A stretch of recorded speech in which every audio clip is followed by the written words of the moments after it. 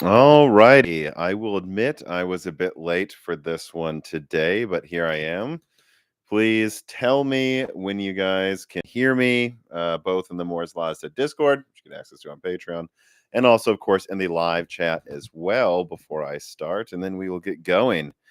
And yeah, I mean, I was a little late, and it is because I just finished recording with some developers for the next Broken Silicon. I think this will be an episode. It's actually with the people who made Spirit of the North and Spirit of the North too. So I think anyone who loves the developer episodes is going to absolutely love that episode. We really get into game development economics and then also what goes into optimizing games and like the Nintendo Switch 2 and ray tracing. So I think that's going to be a really popular episode for anyone who likes those types of ones. But yes, I had to move it up. That's what made me a little late. I had to move around when we were recording, so I apologize. But can you hear me? I'm still kind of waiting for everyone to say you can. And it is interesting to see what the delay is in the chat. There it is. It seems like it's like more than YouTube says. Like I think I usually like say like it's like the whatever normal delay. I think it's definitely like more than 10 seconds. But all right, you all say you can hear me. So let's just start getting into the stuff, shall we? Right. And this is going to be one I'm sure a lot of you are interested in, and it's whispers when it comes to RDNA 4 and Blackwell's release date. So let me put on a thing here. So of course I'm friends with High Yield on Twitter. He is at Computex. And he said something. I mentioned him because this person is someone who is okay with me mentioning them. I spoke to this person and to some other people that are at Computex physically. And before I started this recording or this live stream, like say earlier today, I reached out to a bunch of people actually at Computex and said, what's the most interesting thing that like stands out to you at Computex? There are a few things, but one thing that really stood out that was said by everyone, including High Yield, is that nobody wants to talk about next gen graphics cards right now. And I have to bring this up because when the leaks came out about the RTX 5080 launching before the 5090, which as far as I still hear is true, I think a lot of people were quick to go, oh my God, that means that the 5090 is launching in, I don't know what the rumor really was. Like, let's say they're saying, oh, the 5090 will launch in August. That must mean the 5080 is launching in July. And I was very quick to say in a video after those rumors came out, no. Like when I talk to people at AIBs and OEMs, they don't say like the 5080 is suddenly ahead of the 5090. Like they had desktop AIBs had some 5090 information. Well, a lot of them did, but really high ups in some regions had some 5090 information months ago. And OEMs have some 5080 or because it's going to go into laptops information. But they said the 5080 stuff, GB 203, really won't be ready till quarter 1 for laptop, and Nvidia isn't accelerating that. In fact, just so you all know, I haven't put this in a video yet, but from what I'm hearing, if anything, it's kind of getting delayed. GB 203, it's not getting delayed, but like the progress for final validation and builds is not ahead of schedule for GB 203, is what I hear. And yeah, anyways, I put out that video where I was very quick to point out, the 5080 launching before the 5090 does not necessarily mean the 5080 is coming out sooner. It really just means the 5090 is being delayed because if AIBs don't really know anything about the 5080 and OEMs are like, that thing's not going to be ready for a while, then that means they're not really accelerating the 5080. They're delaying the 5090. So the 5080 comes first. So it launches on all regions. And based on what I'm hearing on the ground in Computex, that does sound pretty legitimate. Now, to be fair, I think everybody is just obsessed with talking about AI right now. So you have a situation where, like, even if the 5080 was going to launch in a month or something, they don't want you to know anything about it until it's ready. So I think there's some degree of that where they just don't want to talk about it. They want you to go out there and buy Lovelace and not wait for Blackwell until the last minute. Of course they do. It's in their best interest for them to do that. But at the same time, I continue to hear that it's not coming out right away. And NVIDIA not saying anything about the 5080 and 5090 at Computex, and people being on the ground in Computex saying things like no one's talking about it. And it seems like people don't really know when it's coming out. Like it's not like they're going, can't say. They're like, I have no clue. I haven't heard a single thing about it. I think that tells you that this is this is not coming immediately, people. It really isn't. I think that if I stick by what I've leaked, I still believe the 5090 is coming out this year. I think the 5080 is coming out first. I think they could both launch in November or December or something. But well, they could launch sooner than that, and I still hear it could be very end of quarter three, which is what July, August, September, or very beginning quarter four. That's not July, so that's what it seems like. It's really not coming out at least in the next month or two, and we'll be lucky if it comes out before fall. Is basically what I would say, and that seems very obvious now for Blackwell. Now moving on to RDNA 4, it's hard for me. Actually, let's just make that Blackwell and put a timestamp for RDNA 4 because it's really two different things. The story is the same on the ground at Computex from what I'm hearing when it comes when it comes to RDNA 4. And I think, there's a link in the description. Go watch my Navi 48 leak. At no point did I say it's definitely coming out soon. In fact, the only thing I said is it will be launching by quarter one and I could see quarter four. And I am starting to look pretty vindicated here, I think, on those leaks because again, I think from what I hear with RDNA 4 driver development, it's going great, is what I hear actually. Like it's ahead of schedule compared to where RDNA 3 was, meaning that because the RDNA 3 launched December, so you could see RDNA 4 launching November or something like that or a little earlier, but that's one thing. There's the driver development in one bucket and the progress on all that side. But on the other side is like readiness with AIBs and OEMs. It doesn't really sound like it's ahead of Blackwell at all. If anything, a little behind it. So I think when it comes to both Blackwell and RDNA 4, they're coming probably this year, especially in the case of Blackwell. But this idea that like you should wait 1 month because it's about to drop, I don't think so. And I have to bring up again something that I've been saying that if you're looking to get a mid-range graphics card right now, I wouldn't wait. Unless you're looking for more expensive stuff. Once you're starting to get over $700, I don't know. Unless you really want the best now, I'd probably start waiting in that department just because you really want to buy like an $800 card. And then in 6 months, something comes out that's twice as good. Well, it won't be twice as good, but you know what I mean. But if you're looking at that $400 price range, I mean, let me look at this again. I mean, this is like one of the craziest deals I've seen in my life. Amazon. The RX 6800. Yeah, it's 350, guys. And I don't know who is waiting for RDNA 4 to be $350. You're getting it basically now. Like if the 8800 XT is like if it's, you know, if it trades blows with the XTX, they're not charging 500, I don't think. They'll be charging 600. And if it's 7900 XT performance with better ray tracing, maybe 500. Okay, well then the cut down version of that will be what? Like a 7900 GRE in performance for 400 or something. Then you go down below that and it's like I don't know that, and it's still going to just have 16 gigabytes of RAM. I think the 6800 with 16 gigabytes right now is really the best you're going to do for a very long time. I think I also have to point out that I've seen some open boxes for RX 6750 XTs for like 260. So if you're in the 200 to $400 range, and I've even seen open box 7800 XTs, which are solid like 30% stronger than the 6800 for like 450.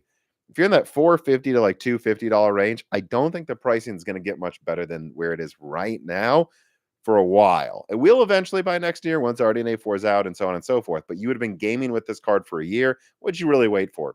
Same amount of RAM, maybe 20%, 30% more performance, depending on which one you end up buying. I think now is the time to get a mid-range card because it's becoming abundantly obvious, in my opinion, that no, these next-gen cards are not dropping next month. Or if they are, it's the best-kept secret in history.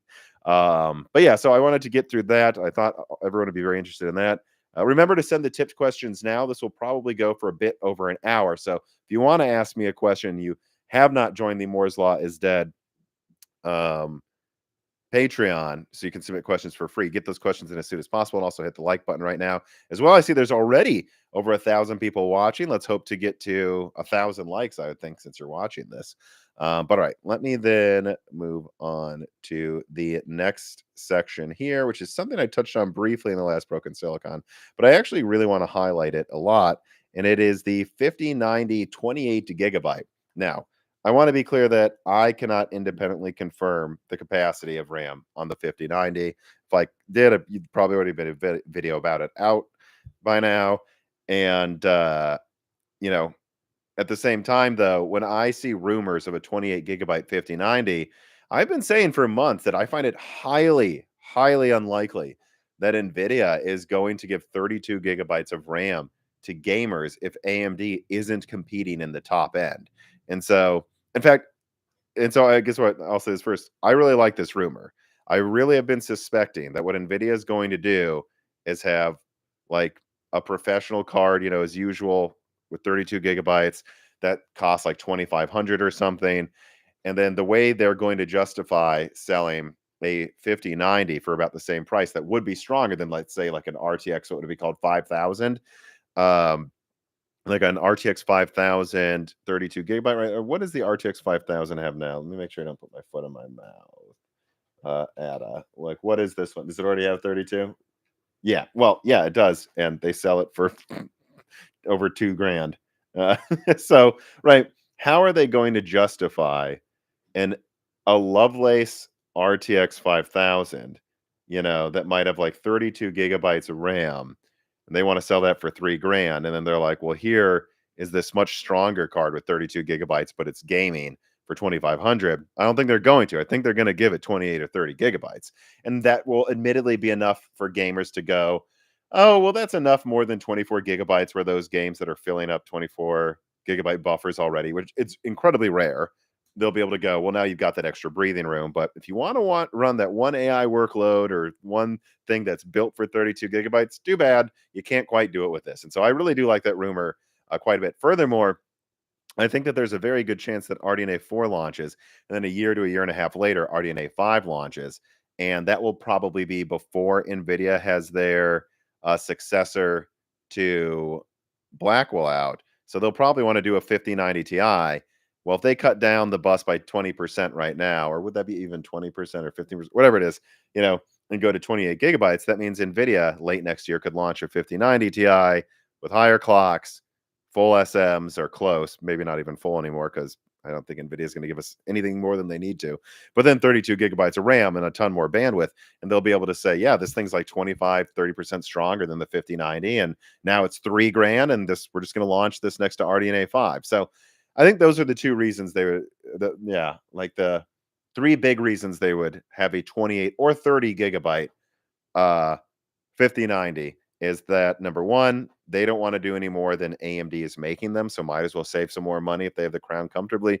Number two, they don't want you to look at like a $3,000 RTX 5000 and then a $2,500 5090 and go, well, I'm getting the 5090. They want you to think about it and go, oh, do I need 32 gigabytes? And then number three, that allows the 5090 Ti to be much more of an uplift and kind of just come out with a whole refresh of other stuff too when RDNA 5 launches. Well, I guess it wouldn't be. It'd be like 2 years from now, probably, right? Because I'm talking about RDNA 5. So if RDNA 5 comes out a year and a half after RDNA 4, 2 years from now or something, and I'm not confirming. I know it's coming out then. I'm just fairly confident that it's going to be around then. Okay, so that is the GPU updates. Still don't see. I got one tip here from JP's Tech and Gaming. Thank you for the tip. Otherwise, I'll keep rolling through the updates. Actually, let's do the sponsor part right here. And I think it's actually an exciting sponsor to talk about because they have a new store opening up tomorrow, actually less than 24 hours in Charlotte, North Carolina.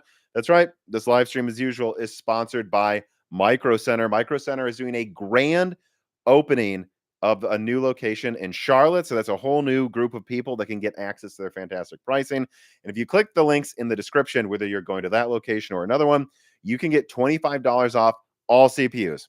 That's right. All CPUs. Doesn't matter if you're a new customer. So if you're in the Charlotte area, especially, the store just opened up, you've never been to a Micro Center and you want to do a build, I do genuinely mean this. Do not wait for Zen 5. Just get a 7800X 3D with all these deals. Now, if you go to Micro Center right now, using the links in the description, you can get a 7800X 3D that is being sold at Micro Center for $320. That's already cheaper. It's already cheaper, we know, than what the 9700X will be. And then it also comes with 32 gigabytes of free RAM. And there's a link in the description for removing $25 off that as well. So 320 becomes 295, and it comes with like $100 worth of RAM. You're getting a 7800X 3D for under 200 bucks, around 200 bucks overall. Way, way, way better deal. Even if you want Zen 5, go to Micro Center and get this if you're doing a new build now, and then just sell your CPU for like 250 after Zen 5 comes out and pocket a $50 profit. And do it now, is all I'm saying. Also, make sure you check out the links in the description to their new laptop sales savings event that's going throughout June. They have a bunch of laptops on sale right now at Micro Center. They've also got a new Micro Center News Center. So please support Moore's Law is Dead by clicking on those links in the description. If you're in Charlotte, check out the new Micro Center. Tell them Moore's Law is Dead sent you. If you do that, by the way, do tell them that. And yeah, if you're buying it from them, make sure you use those links to save even more money. All right. Thought that would be a good natural point since we're moving from GPU to CPU discussions. Let me add a new timestamp here. All right, here we go. So let me see. Yeah, so also, so two more things then. I want to talk about Lunar Lake and I want to talk about some stuff people aren't noticing about Zen 5 as well before I get to the questions. First of all, let's start with Lunar Lake because I don't understand what is going on with how some people are trying to portray this thing. I mean, I don't think Lunar Lake's actually bad. I've always liked the idea of Lunar Lake, something built for like 10 to 30 watts that has only enough CPU power that it needs to power a graphics card that will be equivalent to what? What are we talking about here? I mean, if I add 1.5 times, it's not really a 1650 in Meteor Lake because it doesn't really perform as well as Phoenix, but it's kind of close. Let me see. So if I had 50, let's just add 40% to adjust for this. So it has basically, I think, probably around GTX 1660 performance, Lunar Lake will, and then a CPU that's, I don't know, about as strong as like, would it even be a desktop Alder Lake i3 because the difference in clock speeds and sustained workloads? But you know what I mean, right? A CPU that's just strong enough and a GPU that's good enough for laptop gaming and then a decent NPU. I like the idea of Lunar Lake. And I think if that's how it ends up performing, again, we need to wait for third-party reviews. Things changed a lot with Meteor Lake after we saw how it actually performed. But if it does end up performing how they're saying it is, I don't have a problem with Lunar Lake. The problem that I have is that they're acting like it's a Strix competitor. It's not. It's a Kraken competitor. It's an AMD Kraken competitor. It is not something meant to compete with like a 12 core CPU. That's not what Lunar Lake was ever meant to be. But Intel is shoehorning it into that because they have to. Because for some reason, they decided to give Meteor Lake only like 10, 11 tops. From what I'm told, Arrow Lake's going to have 13 tops, and that's just not going to cut it. So, because they're like basically just tweaking the same IO die or using the same one, a Meteor Lake for Arrow Lake. So they're like, well, we need to have something that's Copilot Plus ready. Well, here's this quad core, but it's a quad core. It's got 4 P cores, 4 little cores, and before you go, yeah, but SkyMont's not weak. Yeah, but they removed hyperthreading, so it's still just 8 threads. This is not a 24 thread Strix competitor, and they're pretending it is. So number one, that's a problem though. It's not Lunar Lake that's the problem. It's the niche they're trying to make it occupy that it just isn't that. It just isn't that. And then on the other side of it is hopefully Intel is sandbagging Lion Cove performance. And I think they could be, honestly. No, I don't think they're saying it's half of what it really is. It's not going to be 30% or something. But they could be sandbagging what Arrow Lake's true Lion Cove IPC is a bit. If you look at the slides, it says estimates, which is a red flag, but also means there's room for improvement maybe before release. But probably not much improvement. So, but if it is even remotely around 4, and remember, if they could be sandbagging, they also could be overpromising. Intel's done that before. But let's say it's 14%. I mean, they're going to use Lion Cove in Lunar Lake, Arrow Lake, and then still seems like there's Arrow Lake refresh coming next year. That's going to have to compete with Zen 6. And from my understanding, I'm actually not paying that much attention to distant Intel leaks anymore because of how Meteor Lake turned out. But I mean, my understanding is Panther Lake's a single digit IPC increase, I believe, over Lion Cove. So it's not, so how does Intel make this 14% performance increase keep up with AMD if AMD might be stronger now and stronger in the next year and it costs more to make? That's the problem. That's why in the last Broken Silicon, I could not believe that more people were not freaking out about this. Like, it's not that, you know, it's not that Lunar Lake's bad. It's that what Intel just announced is it seems like they're going to be behind for the next 3 years. And that's I don't know how they can afford to do that. And if you care about Intel, you should be thinking that too. Can Intel afford to do that? And again, look, when it comes to Skymont, let me say this too. Yeah, I know Skymont might be around Raptor Lake performance unless it's like super latency sensitive. But a lot of things are, first of all. I mean, just look at how E-Core is performing games right now. They have issues, even if on paper they have like above Skylake IPC. On paper, that's not how they game. Um, but at the same time, that's not really as much of an increase as you'd think, right? Crestmont in Meteor Lake's IPC is better than Skylake, better than Comet Lake. So, what's between Comet Lake and Golden Cove slash Raptor Cove? Ice Lake, and then that. So it's 2 IPC jumps. So think about that then. If Ice Lake is like 18% more IPC than Sky Lake, and Crestmont in Meteor Lake is like already stronger than Sky Lake, and then you go from Ice Lake to Golden Cove, and that's like another 20% IPC increase. Yeah, I mean a 25 to 35%, 40% IPC increase, that's what you would expect going to IPC jumps, which was what I actually leaked, and I think will end up happening.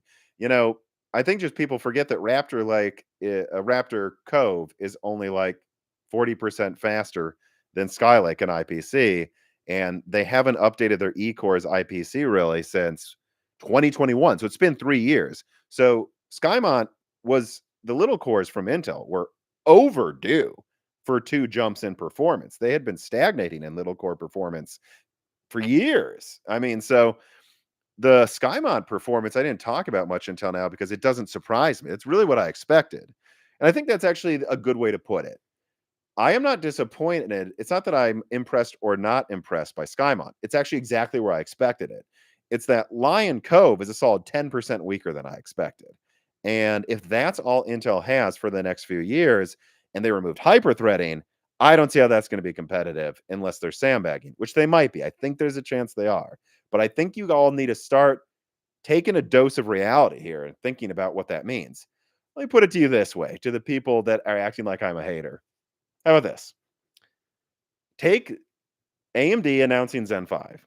If AMD announced that Zen 5 had 14% more IPC, but they fucking removed hyperthreading, would that be good? Would you be going, good job, AMD, 14% more IPC, but no longer SMT? No, you wouldn't unless you're an AMD fanboy. So I will apply the same logic to Intel. They have a standard IPC uplift. You usually expect, 10 to 15%. Standard IPC uplift, but then they removed hyperthreading. How will that be competitive? Do the math, you know? And if you compare Lunar Lake, which has 8 cores total, to even Kraken, it's like, Kraken is the 8 core mid range APU AMD should launch with Zen 5 early next year. Kraken is 8 cores. If I remember correctly, I don't actually remember which ones are C or P cores, if it was 2 or 4 P cores. But I mean, at the end of the day, all of them have hyperthreading, and even if half of the cores in Lunar Lake are as strong as Raptor Lake is weaker than Zen 5 people. So I don't know what you want me to say. I mean, unless all of them are running at 5 gigahertz, that's the only way you get multi-threading that would be equal to Zen 5 plus Zen 5C, because some of the Zen 5C cores will clock lower, but it won't be because it doesn't have hyperthreading. So AMD will still win multi-threading, probably still win single threading in that case. That doesn't seem competitive to me. Now, Lunar Lake itself isn't bad. The CPU performance per the graphics and the NPU all actually, I think, all are well matched. But this is not. This is at best a Kraken competitor. It's really actually kind of like a between Kraken and like Van Gogh competitor thing. Like it's meant to be an extra low power version of a mid-range CPU with a good NPU. It is not an 8 or even 12 core proper competitor. They're shoehorning it like it is, and the IPC doesn't seem to be there for Arrow Lake to be as strong as it needs to be because it's going to cost a lot more to make. And it's going to cost a lot more to make because it's using 3 nanometer, AMD's using 4 nanometer, and it uses more advanced packaging. So I just think people need to understand this about Lunar Lake. I don't know where this is coming from, that it's magical here, because it seems like a good product by itself, but it spells bad things for Arrow Lake being competitive with Zen 5, and it is not a Strix competitor. And by the way, if you don't believe me, I bring receipts. Go to the links in the description. The Fox is at Computex. He did some benchmarks against Lunar Lake. At least in the testing there, it was around hot point performance and efficiency, plus minus 10%. So does that sound like a Strix killer to you? Something that's currently trading blows with hot point? Does it to you? You have to be a fanboy to say it does. Now, it launches in a few months, or more than a few months. It might gain performance. It's not a perfect test that was done there, but just saying, things like this came out about Meteor Lake before it launched, where I was actually one of the people at the forefront. I think the Fox was as well, looking at benchmarks and going, the performance doesn't seem to be where you people think it is. And then everyone said that's not true. The Meteor Lake came out and AMD doubled laptop sales. So call me an idiot if you want, some of you people defending Lunar Lake, but the data, follow the data, not your feelings, not your emotions. Follow data, follow the facts. The facts on the ground at Computex right now are that the benchmarks of Lunar Lake against Hawkpoint, they're trading blows. And if you added 14% to Zen 5 but removed SMT, would anyone think Zen 5 is good? No. So why does Intel get a pass? That's all I'm saying here, people, is if they're not sandbagging, and if what's being benchmarked at Computex right now ends up being what the final product's like, I think Intel is in very big trouble competitively over the next few years in a way that I actually didn't really expect them to. I know people think I'm an Intel hater, but I didn't think Arrow Lake would have 14% IPC. That's below my expectations. So anyways, I guess let's move on from that. And then that gets me to the final thing, which is actually, I think, very interesting. And it was one of the headlines that I wanted to talk about here in this loose ends as well. So I got to make sure I don't forget to talk about this. Da-da-da-da-da. And that's why one of the reasons Zen 5 will definitely be cheaper than Arrow Lake, right? Zen 5 is using 4 nanometer.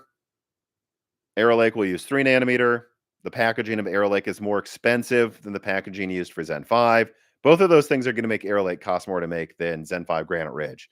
But on top of that, again, check the links in the description. I added one about this. It seems like Zen 5 CCDs might be smaller or the same size as Zen 4. That's a big deal. This is a very, very, very, very, very big deal. I should probably add another link in the description for this as well. But if you'll humor me, just Google TSMC N4C. Now, we don't know. I would wonder actually if Escher uses N4C, by the way, next year. But whatever nodes AMD uses, there's some deal of taking from some IPs usually here and there and doing that. But the overall point is that costs at TSMC have come down, and they've cut costs on their wafers because orders have dropped. So I think that AMD is probably not paying any more for the silicon in Zen 5 than they did for Zen 4. They may even be paying less, not less than making Zen 4 now necessarily, although maybe because it might have a smaller die size than Zen 4. Again, check the links in the description to see what I'm talking about. But I do think that compared to what Zen 4 costs to make in 2022, Zen 5 production costs now are probably less. Meaning that if AMD wants to charge the same launch prices as Zen 4, they can easily and probably make higher profits. And if they wanted to launch the 16 core for $600, the 8 core for $350 or less, the 6 core for $250, I'm not telling you they will.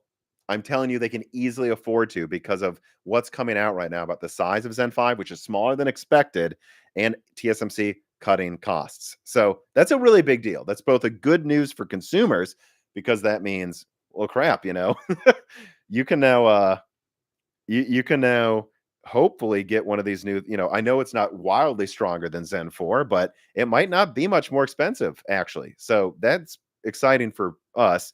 But then again, for Intel is getting seemingly here, like, we'll see what it ends up being on desktop, right? I think it will be different, but let's just even say Arrow Lake is a 20% performance increase. And it probably, I don't think it will be. Let's say it's a 20% performance increase in single threading and like a 35-40% in multi-threading. whatever. So they're getting about the same gain AMD did, but they're using a way more expensive node, way more expensive packaging, and AMD's actually cutting costs so they can undercut them more.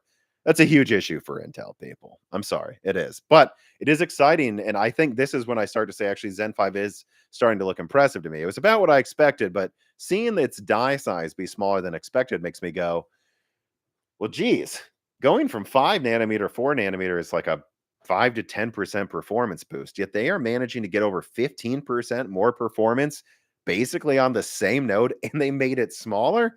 That makes me think Zen 5 is actually very impressive from a just cost standpoint. And that makes you realize that I think it's starting to emerge. Like there are all these hopes that Zen 5 would be this like magical thing with 40% IPC. I never believed that. I've been warning people for a very long time that it would be unlikely to even be above 25%, and that if it gets above 15, we're lucky. For years, actually, years I've been saying that. It hasn't just been recently. At the same time, though, I think it's clear that what happened over time, when you look at how they shrunk the cache in Zen 5 and stuff, is they realized that Zen 5 is their chance to really go for market share in laptop and crush desktop market share. And if that's the case, you might want to design Zen 5 to be like 5% weaker or something, but 20% cheaper to manufacture. And there's a part of me that's starting to think that's what AMD decided to do with Zen 5. I mean, we have these rumors, and I'll back up some of them, that Zen 5 might have a new IO die that's decently better, and they might go for all these other features. You know, I mean, as recent as about a year ago, some of the people I talked to still weren't sure if they were going to go with a more upgraded IO die than what they're going with for Zen 5. But here we are with the same stuff and a smaller die size than Zen 4. And I think that's very clear. They made a few cuts to make this thing cheap, way cheaper than expected. And I think when they announce the pricing, some people may be caught off guard and go, oh, maybe Zen 5 ain't so bad. But we're going to have to see. Just because it's cheaper to make doesn't mean they will charge you less. God knows that much. So, yeah, let me see here. I think I had a question about that too. But let me get to some of these tipped questions because they are coming in now, and I do not want to miss them. Again, keep them coming. All right. Let me add a new time stamp here. What do we have here? Zen 5 DDR5. Okay. So I actually can't read your name because it isn't a language I don't speak, nor can even sound out, but thank you for the tip. I believe you have some sort of a mouse-like mammal as your profile picture, so you know I'm talking to you. The person goes, hey, Tom, what's the supply situation going to be for Expo DDR5 at the sweet spot for Zen 5? And what will the sweet spot be? Will it be 8,000? I have professional workloads that need that integer horsepower. Name is pronounced Shen Xiaolun. Oh, he said it at the end. Put it at the beginning. Chen Xiaolun. I hope I said your name right. I'm sure I butchered it a little bit, and I apologize. But I mean, look, I've been saying since I can't remember when that they're going to aim for Expo 8,000. That seems to be happening. And will that be the sweet spot? Well, honestly, I almost wonder if you could just multiply it. Well, so when does Zen 4 scaling kind of fall off a cliff? Isn't it about 6,000? Like you can, or 6,400, I think. Like you can get away with 5,600 without much of a performance loss. You get a gain at 6,000, and then at 6,400. Zen 4 gains, but not that much. And at 7,000, it's when you're getting into diminishing returns. So if we assume it's around 6,400, where Zen 4 is a little bit above its sweet spot, to adjust for the fact that I bet Zen 5 just more efficiently scales with bandwidth in general. Go from 6,400 to 8,000, and we will get 25% more bandwidth. Well, Zen 5 only has a 16% IPC increase. So, yeah, I don't know. From my perspective, I'm guessing 8,000 might be the sweet spot. If anything, it wouldn't surprise me if, I'm just speculating. Half of this is speculation, of course. It wouldn't surprise me if, like, actually, what would this bring us to? Yeah, if like 7,400 was, or 7,600 was the sweet spot, meaning you'll get more benefits as you go higher. But I don't suspect that Zen 5 is going to be like you need 10,000 to maximize its performance. I think you'll get more probably because I kind of hear Zen 5 scales with memory performance with memory better. And who knows, maybe that's something AMD's sandbagging. Maybe AMD just showed all these tests. Did anyone notice? I think in the end notes, tell me if I'm wrong here in the Moore's Law said Discord, but uh, what didn't the end notes say they tested Zen 5 at 6,000? Let me see what we're at. I'll ask Carrie knows who got it right now. Because this actually can tell us something too. Right here, 5 sweet spot sandbagging. Yep. So I talked about how Intel may be sandbagging with Arrow Lake. Guys, the test for Zen 5 at Computex, they said they ran it at 6,000. Do you think there's a chance AMD is sandbagging and all of those gains they showed that were like, 20% in games or something? Do you think there's a chance if they were to run it at 8,000, the gains would be higher? I think there's a chance. AMD has a history of sandbagging with Ryzen every time. So I will say this. Well, Intel could be sandbagging Arrow Lake's performance. You can bet your ass AMD might be sandbagging Zen 5's performance, and it may end up with fast RAM 5-10% faster than they're letting on. This is what AMD does like every time. They always sandbag with Ryzen. So I will put that out as well. But to directly answer your question one more time, I suspect DDR5 7200, 7400 will be the sweet spot for Zen 5, and that there won't be that much of a reason to go above 8,000. So hopefully that answered your question. I actually put a lot of thought into it, I guess. Let me see here. We got another question here. I'm going to save that question. Yep. All right. I'm going to save the Louise M question and try to get through the rest of these CPU ones here. Because boy, do we have a bunch of them. All right. So Chris Rich writes in and says there seems to be a greater emphasis this year on IPC gains, with clock speed being somewhat ignored. I feel this is causing people to mistake IPC gains for actual performance gains. If you don't know if clock speeds are going up, down, or sideways, then IPC doesn't necessarily tell you anything for end performance. That's true, but generally speaking, how will I put Zen 5? The impression I get with Zen 5 is that if you were to golden sample Bennett, you'll get slightly higher boost clocks than Zen 4. That single core boosts are more sustainable at the max boost clocks, and you see 5.7 gigahertz for the 9950X, which is the same max boost for the 7950X. I would suspect one of those cores is going to hit that more often for a longer time on Zen 5. I suspect, I'm not 100%. And then I would also, though, suspect that like the reason the base clock is lower is that if you were pushing Zen 5 at 170 watts for 5 minutes straight, all core 16 core will go down a little lower than where Zen 4 was managing to stay. So like Zen 4 was, with your limits up and everything, was going about 5 gigahertz. Zen 5 will go 4.8. But in mixed workload, in all core workloads that aren't thrashing it, I suspect the all core boost will actually be higher. And there's a lot that goes into boost clock. So to add on to what you're saying, Chris, you also can't tell everything by looking at boost clocks. You kind of just have to wait for the tests. Like I was very, very outspoken, and so was the Fox coming up again in our testing of Hawkpoint, where all of the specs were the same as Phoenix, and yet here we were getting clearly 5 to 20% better performance, especially when it comes to the graphics, which says it had it the specs for the 8840U, it says it has like the same max graphics boost as Phoenix, and yet the thing's performing significantly better. The Fox found that it utilized RAM better. You almost wonder if some things they were working on with Zen 5 trickled into Hawkpoint. But at the same time, it also just seems to boost 5% faster. I think 10% maybe faster when you are gaming. Even though it says max and min boost clocks are the same, it just seems like the average gaming thing is a little higher.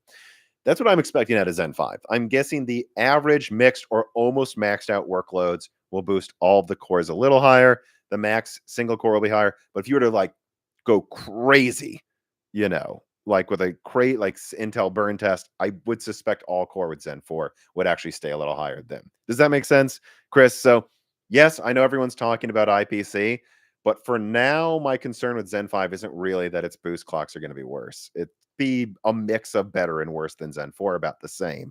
But that is correct, though, if we're talking about Lunar Lake, which who knows if that has the same clocks as Meteor Lake. I hear the boost clocks should be similar, but will all core be the same? I would hope so because it uses TSMC, but that's another thing to think about as well. especially with Arrow Lake, where a lot of the Arrow Lake or the bottom half of the Arrow Lake lineup uses Intel nodes, which might not be as good as TSMC. What if they're boosting lower? If they're boosting 5% lower and it's a 14% IPC increase over Meteor Lake, which remember, Meteor Lake is lower IPC than Raptor Lake. I mean, how much better is it really? Um, Again, hypothetical though. Bfish writes in, let me put that down as a timestamp as well, because that's definitely something specific people want to know about. Zen 5 boost clocks. All right. Bfish writes in and says, I'm really struggling with the thought process behind Lunar Lake. It looks relatively expensive to produce, and I think the concept of more GPU is great for consumer devices, but 4 P cores, let me see if I can fix this here. Go on, Intel. There we go. But 4 P cores with no hyperthreading makes me think handheld. It's for handhelds. And did Intel think there would be enough of a market for third-gen handhelds to justify an entire architecture? It seems like diametric opposite approach to the Steam Deck chip that was already made. Blah blah blah. No, so the point of Lunar Lake. This is something that I leaked or been leaking stuff about, I should say, for years. God, I almost like, yeah, at least since 21, I think. Nah, maybe not. Yeah, maybe I think since 21. Maybe not since before that. But the whole point of Lunar Lake was very simple, be a fish. Intel wanted to try to min-max and make the best experience for a thin and light. So what they did is they sat down and they went, okay, do we really need more than 8 cores for a thin and light? No. Okay. Well, we should make sure the graphics are strong enough to not require a dedicated GPU, but they don't need to be so strong that they're going to be throttling in a 30-watt chassis anyway. All right, done. And they added the NPU. That's what the idea of Lunar Lake is. It might be at its best in handhelds, but they were thinking about this. Like, when did the Steam Deck release date? 2022, yeah. So Intel was already coming up with like what to do. Like the Lunar Lake concept was done before the Steam Deck even launched, Bfish. And the idea was just trying to maximize 15 watts, not 5 watts, not 45, 15. And they were like, at 15 watts, 8 cores, at 15 watts, a graphics card that's like kind of MX class, which I know will be a 1660, but if they were making new MX like 750 cards from Nvidia, it's MX class for 2024. And then just, a good NPU. That's what it's for. Turns out that also probably makes it a good handheld gaming device, but it is meant for that 15-watt premium laptop space. The only thing I will say is I really think it should have 6P cores. Like, I think if it just had 6P cores, that would have gone over better. But, just call me crazy on that one. All right, let me see here. Like PC Dog writes in and says, Tom, what do you think AMD will price the Zen 5 X3D CPUs at? What should AMD price them at? Right, because that is 2 different questions. Well, I mean, let's see right now, huh? Like, yeah, actually, I don't even need to look it up. What do I think AMD should do? I mean, honestly, I think AMD has a chance here. TSMC isn't capacity constrained. Intel seems to be a generation behind. OEMs are buying into AMD in a big way that they never have before. I know they're still buying Intel, people. They're buying Qualcomm, but you got to admit they're acting like they're equal almost. But and that's crazy. I mean, who remembers the Zen 1 launch where like 1 HP laptop launched with Ryzen? I mean, it is so different now. So this is really AMD's chance to go for it, both in laptop and to cement dominance and do it yourself. And also hopefully then go for system integrators, pre-builds, because that's a place where I hear Intel still just crushes AMD as system integrators. Like, I think if AMD was smart, they're just going to be aggressive, but not a charity. Like, if I was in the boardroom at AMD, I would be saying to them, we don't need to be much cheaper than last gen, but we can be because it's cheaper to make now, and we're ahead of the competition. So if we go hard right now, we will stop Intel from making its new platform a success. This is worth it. It's worth it for the market share, and it's worth it for the longevity as well. So I mean, they've already announced they're going to support AM5 through 27. So everyone you convinced to buy Zen 5 this year, well, the motherboards and DDR5 is finally cheap, are people that are probably going to upgrade to Zen 7 in 28. Would that be 28, really? 25? No, 27, I think, is when Zen 7 should. It should, because it's a 7 too. That'd be fun, wouldn't it? But I think Zen 7's planning for end of 27, I think, in my head, from what I've heard. So, anyways, like, if you get someone to buy Zen 5 now, they're probably gonna upgrade to Zen 7. Why would you ruin that, right? Like, now's the time. DDR5's cheap. DDR5 wasn't cheap when Zen 4 came out. It was always gonna be hard to convince people to upgrade to Zen 4 when there were high motherboard costs, which always happens at launch because they're brand new, have to be air shipped in, and you have higher RAM. So, if I was AMD, anyways, I'd be advocating for $600 for the 16 core, 450 for the 12 core. It's enough AMD. The 12 core doesn't have 8 cores in a CCD. It should not be over 500. It should be 499. I'm sorry, 449, I think. Like, it's very obvious. I think AMD saw the 3900X with Zen 2 be a success, and they're like, well, the 12 core should always cost close to the 16. Wrong. 12 cores doesn't feel as special anymore when there's 14 core i5s, AMD. Like, I think the every generation now from, like, we've watched it go with Zen 3 and 4, like, clearly the 12 core goes down in price over time faster than the other models. So, and that's where the i7's competitive anyway. So, anyways, I think the 12 core should be 450, and I think the 8 core should probably be maybe 350 at most. Honestly, 329 is what I would aim for. Because at that price point, yeah, you're still, it's cheaper to make now than the 7700X was. So you can at least get away with 350, I think. And that's right around the 7800X 3D pricing. You're demanding a premium because it's new, but 8 cores aren't as special as they used to be. So I think, like, yeah, 350 for that, and then 250 for the 6 core, which I know, it's 6 cores in 2024, but keep in mind, people, the 6 core 9600X will be 15% faster, at least, than the 7600X. So let's just look at this i9 14900K review. You guys got to remember that AMD is launching first. Let's look at gaming benchmarks here. Try to put this link in the description too. 7600X. So 133 times 1 point. Let's even just say 2 to be a little charitable to it. That gets you to 160. And boom. Yep.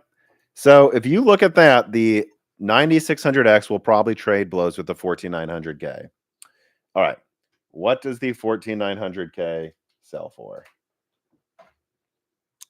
Over $500. And this is the same thing that made the 7700X goofy. It was like, well, they're bringing 8 cores to 400. That's not special. But technically, everyone was just fucking paying $600 for a 12900KS. So why wouldn't we charge 400? So that's the big thing with the 9600X is that AMD, as always, is going to have to go, well, this is going to trade blows with the $500 i9 in gaming. Shouldn't we be able to charge 300? My answer is still no. It should be 250. And so I think they should launch these CPUs 600, 450, 350, 250. I think that'd be competitive. That'd be great. And then they just also, like, a week before they launch it or something, they at least tell you when X3D is coming out or tell you the price. And they go, hey, December of this year, if you want to wait, here's what it's going to be. And then they may, if I were them, I would do a $300 9600X 3D. 6 cores with Vcache, Zen 5, $300. They're already selling the 7800X 3D for 320. I'm sure they can do this smaller CCD with Vcache and only 6 cores for $300. So if I was AMD, I would do that. I think that would wipe the i5 off the map. And then I would launch a 9800X 3D for 400, just right between the 8 and the 12 core without Vcache. And then if I was AMD, I would do an all Vcache 9950X 3D for like $800 or something, because it is going to be the best at gaming and probably everything, and be wildly more efficient than Air Lake because it is Vcache. So that's what I would do. If they could do a Zen 5 plus Zen 5C, 24 core and the 8 core is Vcache, I do that as well for 800. But that is what I would recommend. Now, is that what I think AMD is going to do? I actually think it's too soon to say. And I think there's a reason that they sandbagged with the performance using DDR5 6000, that they didn't tell you the pricing yet, and that there's this obvious gap in the lineup for at least the 9800X 3D. I think they're waiting to see if Intel reveals their cards. And I know that Zen 5 launches in July, but it launches July 31st, people. So what is that from now? Look, we're on a Thursday. So 1, 2, 3, 4, 5, 6, 7. It's almost 8 weeks till it launches. I know it's technically next month, but it is almost 8 weeks till it launches still. I'd say AMD is 5 weeks before they need to actually announce pricing. I'd say if I was AMD, I would wait to see if we can determine how good uh if we can wait to see if we can determine how good Arrow Lake really will be before we announce this. If they hear Intel is sandbagging, actually Arrow Lake is more like 20% IPC. Actually, it boosts to 6 gigahertz. Actually, it's really, really good. Then you go aggressive, aggressive, aggressive.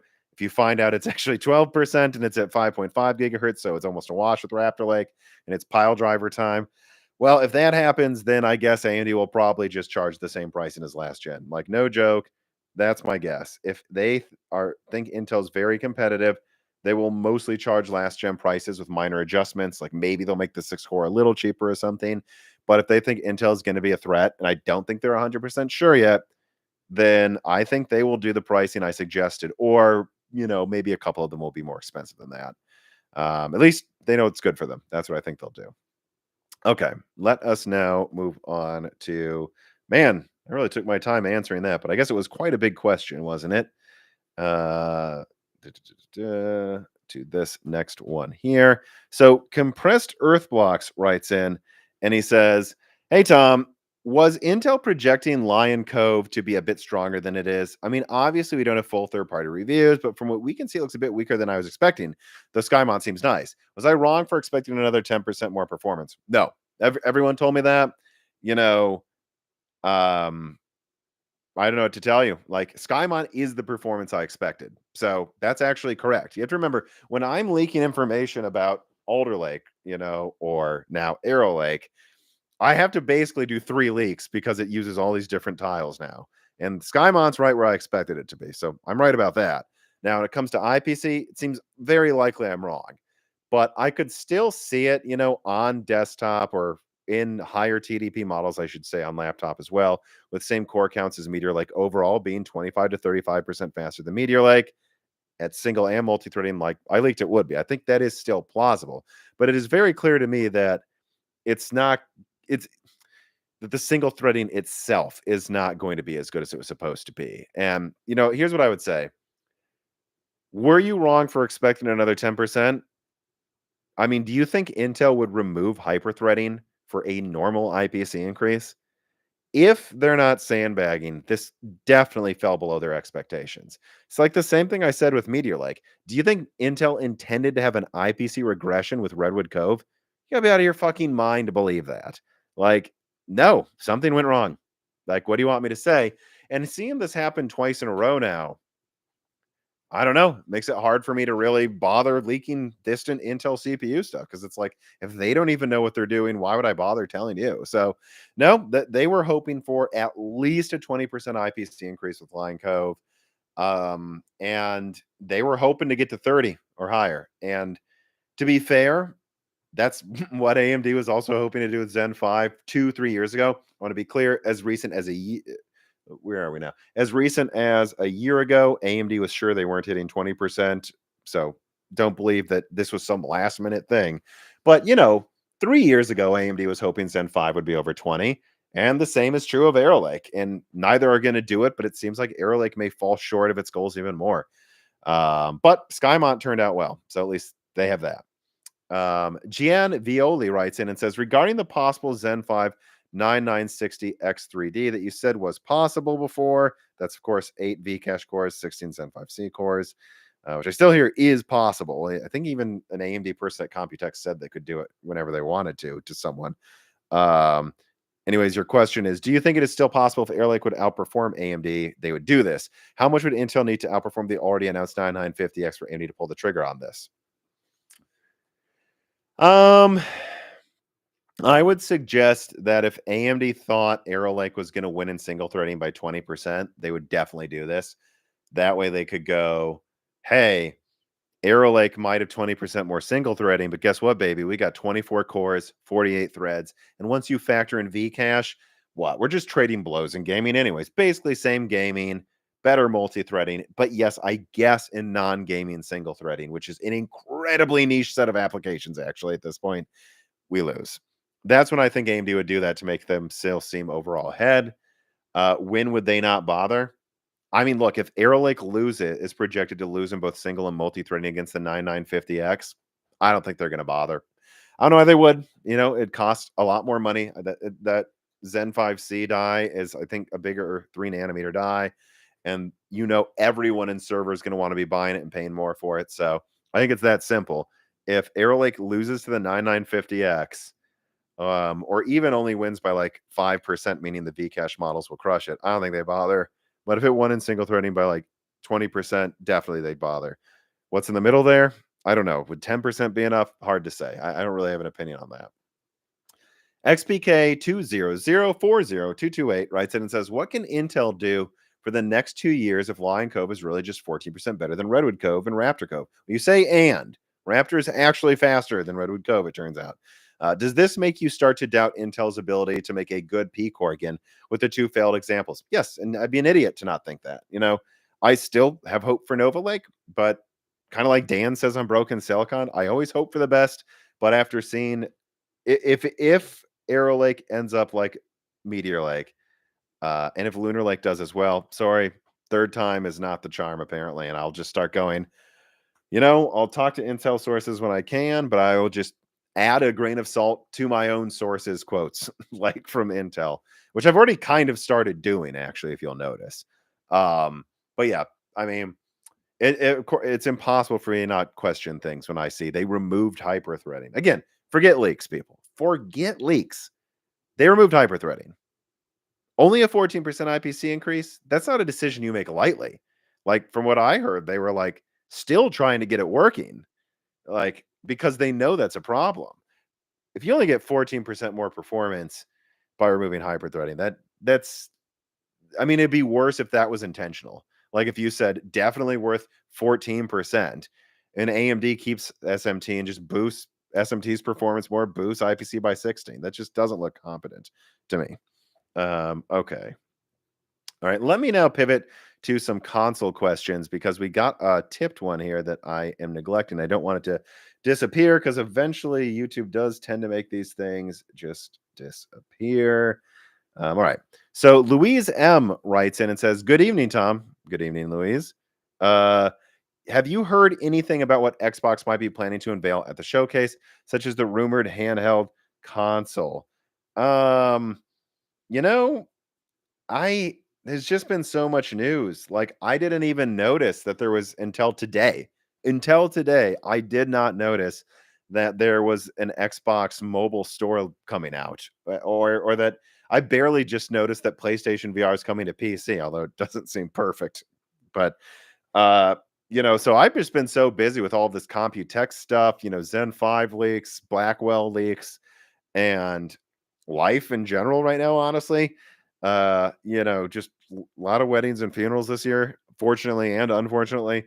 That no, I haven't paid that much attention to really console that much in the past few months. If you'll notice the first quarter of the year with all Switch, Xbox, and PlayStation videos, that's when I was paying attention to it. So you have to forgive me for that.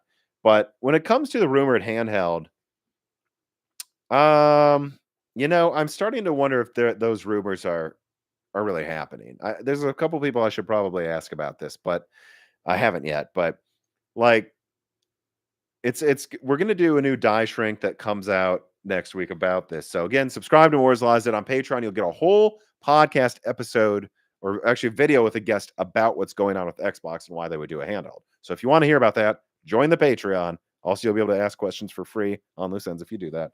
But something I'm going to get at in that when it gets recorded later is that it does seem like Xbox is noticing that Game Pass sales are not good.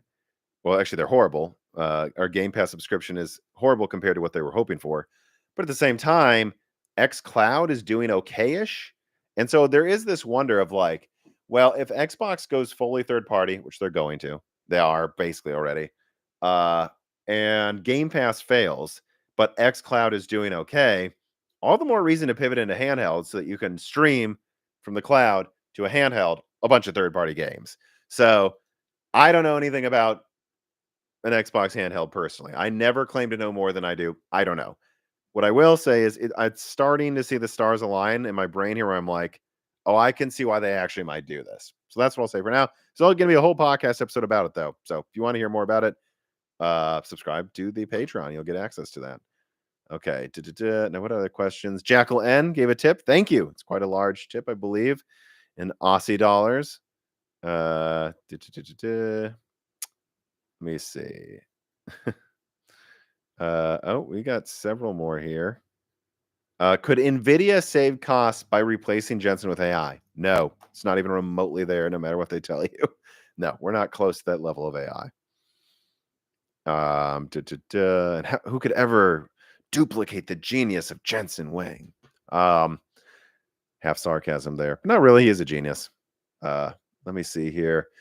Christmas Crustacean writes in, very festive and delicious, and asks, monolithic 16-core Zen 3 on the cheap N3 node for AM4? No, no, no. Look, the reason they keep selling Zen 3 stuff is because they have to. People, you guys have got to remember that they have all of these server contracts. I don't remember when it was, but I think they said as recently as less than a year ago that like they're still mostly selling Milan over Genoa, even though we're like, I think it was like late last year, like Genoa was starting to eclipse Milan just because there's lead times when you order something, meaning, oh, we set up a contract to build the server with AMD Epic. Technically, we signed this contract like 12 months ago and we're just done building the server. So AMD is still supplying a ton of Zen 3 Milan server stuff, especially because of Milan X, which was a hit with some customers. So you have to remember that because of that and because they're going to have to honor warranties with their customers, AMD is going to have Zen 3 production for like the next 4 years. I mean, some level, or what they'll do is they'll just do a run up where they just produce a ton of them 1 month and they're like, that should be enough for warranty for the next 5 years. Put it in a warehouse, call it a day. AMD is going to still have those in the warehouse, and some of those yields will not meet validation for desktop, and some of them will be extra golden samples they don't need for server, and that's where you get the 5900 XT. So, no, they're not going to use 3 nanometer to make some special version of Zen 3. That's not happening. But they're going to keep making that for a while because they have to. My guess is they're going to try to move past Zen 4 as quickly as possible because Zen 5 is just a better, smaller, cheaper, every way like thing. But of course, that means they'll still have to make some Zen 4 products moving forward. And who knows what they'll do with that. My guess is they'll just make really cheap 6 and 8 cores for the low end because they have to. And when people look around and they go, why is AMD not making R3s anymore? Well, remember when AMD made R3s was in the Zen 1 through like Zen 2 days. Even Zen 2, it started going away basically. It's really Zen 1 and Zen Plus where you got those R3s. It's because it was new and they couldn't share the chiplets with server. Oh no, they did. They did. They just didn't have the IO dies yet. Sorry, stupid thing I just said. But so if you think about what that means though, yeah, they had a lot of quad core yields back then that they had to sell to someone. They weren't ever going to sell them in server, and that's why they had R3s. Moving forward though, once you go from Zen 3 to Zen 4, they're still going to have a lot of Zen 3 supply for server contracts. And so they're kind of dumb if they do make an R3 Zen 4 instead of dumping the bad yields of Zen 3 to desktop. And I think they're ecstatic to try to get everyone within the next 3 years onto AM5. They're still going to have some Zen 3 they sell, and they will. But because what happens once you're going through Zen 5 through Zen 4 through Zen 6 is everyone's on the same platform finally. And what AMD can do is go, yeah, we're not launching an R3 of Zen 6 because we still have some Zen 4 that we just need to get rid of. So guess what? What you're going to get is a $100 9600 in 2 years, not a $100 quad core Zen 5 or something, because that's just, they have to get rid of it somewhere, and that's what they're going to keep doing. They're not going to be backporting these things to older nodes. I heard that there was some thought about doing that, but it was canceled long before it ever got anywhere. So this is what you're going to see, continue to happen moving forward. And I think I'm through the tipped questions. So let me go back to some of these APU and ARM questions here. So yeah, let me write down a timestamp for that. All right. So Kiln God writes in and says, Tom, I'm of the impression that the Snapdragon X Elite is similar to an Apple M3 and weaker than an M4. Any word on a Pro or Ultra version? I haven't really asked anyone, but no, I haven't heard about that. So sorry about that. But yeah, I mean, look, here's I've actually been looking at the Qualcomm X Elite um, a bit more over the past 2 days, and here's what I'll say about it: the X Elite pretty much seems like a Hawk Point competitor to me. People, like, I'm sorry, like it's Hawk Point with a better NPU. Like, let me look at the benchmarks that I have, and we still don't really have any good benchmarks. But if I pulled this up here, right, comparing it to Strix at least. So Strix is looking at what do we have in single threading? Yeah, so multi-threading at least 30%, graphics wildly better. Like everything I've seen is the Snapdragon X Elite has like maybe 10 to 20% lower performance than Phoenix, not even Hawk Point, not Strix, Phoenix. So I think you're going to see graphics performance in Strix that's like 60% better than the X Elite. And Lunar Lake's going to smash the X Elite in graphics performance as well. And then a multitask game, yeah, I mean, I could see it beating the X Elite beating Lunar Lake, but Strix is going to probably crush it by like, yeah, like 25 to 35%. And so what you're really looking at here, though, is those are kind of like what Hawkpoint performs like. I think you're going to see the Snapdragon X Elite kind of have a better CPU than Hawkpoint and have a worse GPU, but have a way better NPU. Now, before you say that makes it suck, what it makes it is not the second coming of Christ, right? The X Elite is not the second coming of Christ. It's not competitive with Strix, maybe except for battery life. But in terms of raw performance, it's just not. I mean, we're talking about several tiers higher graphics performance, at least a tier or two higher CPU performance, and a better NPU. Strix is stronger than the X Elite, but Strix also has a bigger die size, and it's starting to sound like the X Elite might have a slightly smaller side die size than Hawkpoint. So you go, oh, so this is Qualcomm's kind of first outing in laptop APUs in a while, and their first outing has a worse graphics card than Hawkpoint, maybe a better CPU, worse in other tasks, but trading blows CPU. But the MPU is a lot better, and it costs the same or less to make than Hawkpoint. That's really not bad, but it's not a Strix killer. It's just not. It's not. But I could really see X Elite doing very well if they get off of this bandwagon that it's some $1,500 APU. It is not a $1,500 APU or $1,500 laptop APU. It's not, but it could really corner like $600 laptops, I think. Because if you could give me battery life that's top of the line and it performs like Rembrandt in gaming, that's not bad.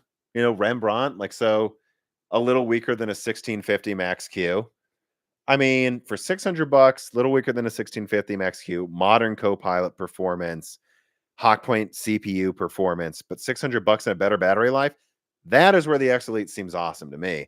And like an awesome offering because I think most people don't need cutting edge stuff. Hey, I'm going to pay extra. I'm going to pay 1200 instead of 600 so that I can have a top of the line APU in my tablet laptop so that I can edit on the go and play Battlefield 128 player, while I'm traveling. I'm going to pay that extra money. But I don't think most people need that. And if you could give someone something that's basically just a better Rembrandt with a modern NPU that has double the battery life, that's a killer $600 product. So I think battery life is becoming more and more important now that we really have enough performance. So that's what I think of the Qualcomm X Elite right there. And Novocaine writes in on this note and says, Tom, with you saying that OEMs are hoping that Qualcomm will have the supply for the lower part of the market, will they really be able to do so due to the size of their dies for the X Elite and using TSMC just like AMD? So won't any X Elite chip fight for TSMC supply? Well, again, it's not like a small die size, but unless someone's corrected me in the Discord, no one has. I believe it is similar to Hawkpoint die size. So will it fight for TSMC supply? Yes, but what node does it use? X Elite node. What is it? I feel like where is it? Is it on 4 nanometer? Say it in the Discord if you can, people. It's 4 nanometer, right? Yes, it's 4 nanometer. Okay, just want to make sure. No, I'm not stupid. So it's not though. Like Strix does use 4 nanometer now, but eventually they'll be. Well, no, I guess it does then. So take it back.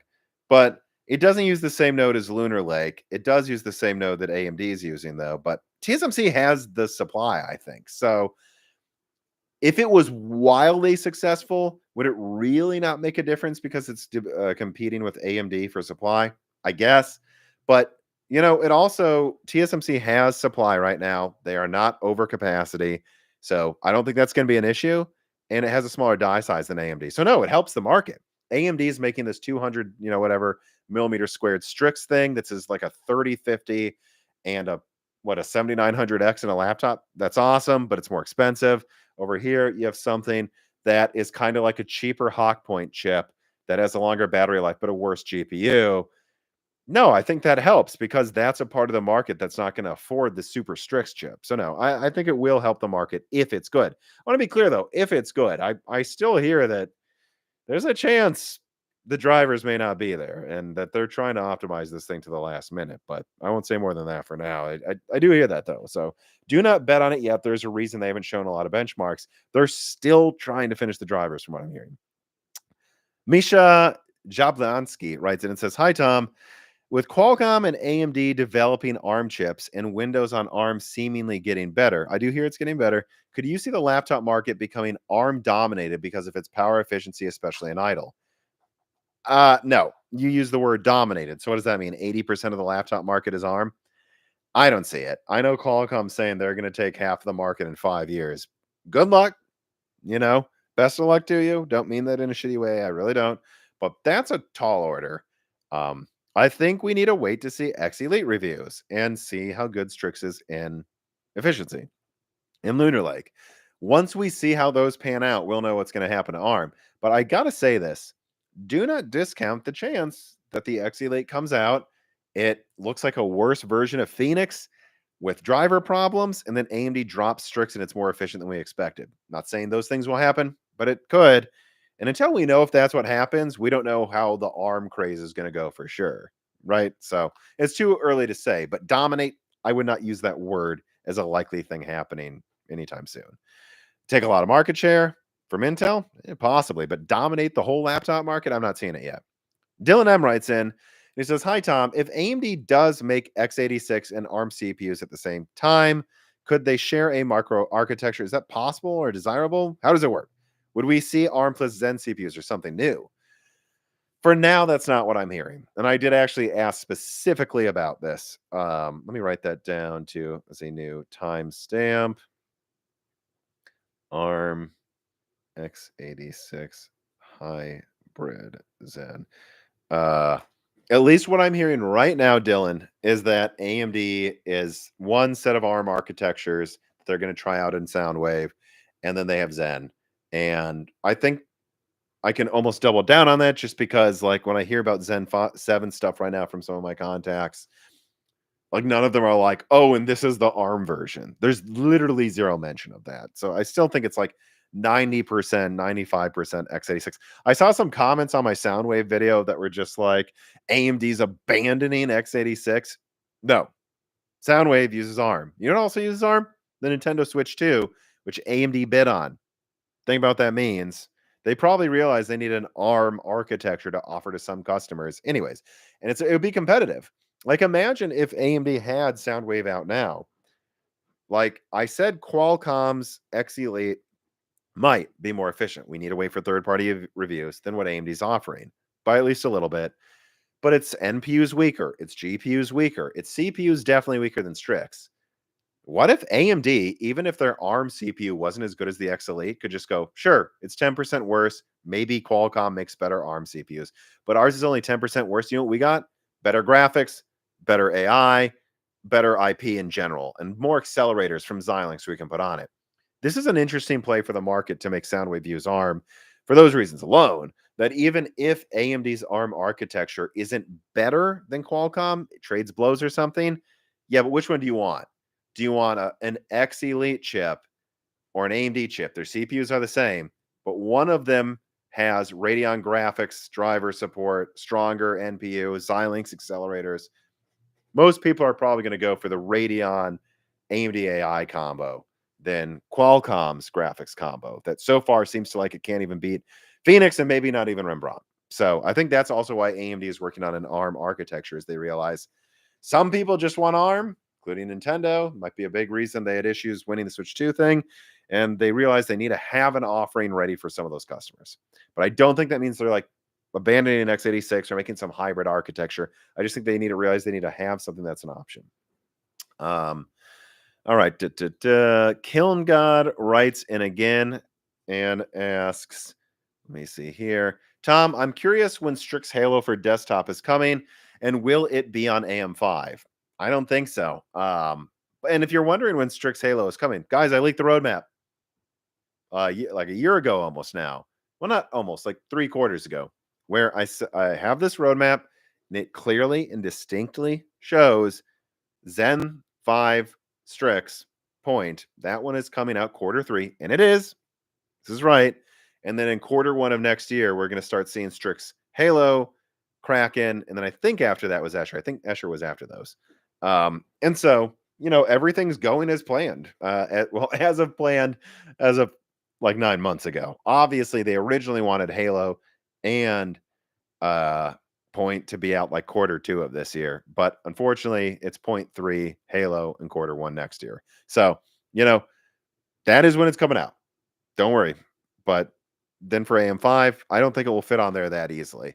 I could maybe see some single CCD cut down version of Strix Halo being squeezed onto AM5, like a 20 CU, 128-bit variant with just one 8-core CCD, I guess.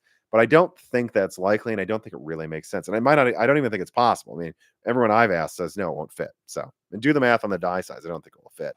It's for laptops. That's what Strix Halo is for. Okay. All right, let's get into some GPU questions here. We do have a tipped question. Let me put down this. And I got to say, I'm only going to probably do this for another 10, 15 minutes. If you have a tipped question, get it in right now. What is this here? Oh, just something funny from his contact of mine. All right.